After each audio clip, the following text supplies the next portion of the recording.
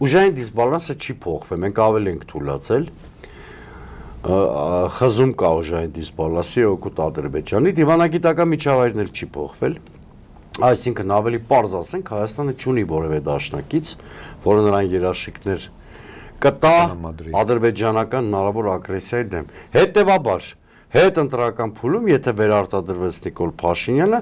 կամ Ադրբեջանը շանտաժի միջոցով, կամ էսկալացիայի միջոցով փորձելու է այդ թրիփի շահագործման իր պայմանները թելադրել Հայաստանին։ Եթե ինչ-որ մեկը կարծում է, որ սա Վաշինգտոնում շատ ուժեղ հակազդեցության է հանդիպելու, սխալվում են։ Ես ասեցի Վաշինգտոնին ինչա պետք, նրան բացարձակապես հետաքրքիր չի Հայաստանն ու Ադրբեջանը ինչպիսի բալանսով կգան խաղաղության։ Նրան պետքա որ իր աշխարհաքաղաքական պրոյեկտը չտուժի, սա մեկ։ Սա, այսինքն սա տեսանելի է։ Ես կարծում եմ, այս պաուզան տրված է, սա համարեք նախընտրական բոնուս Նիկոլ Փաշինյանին։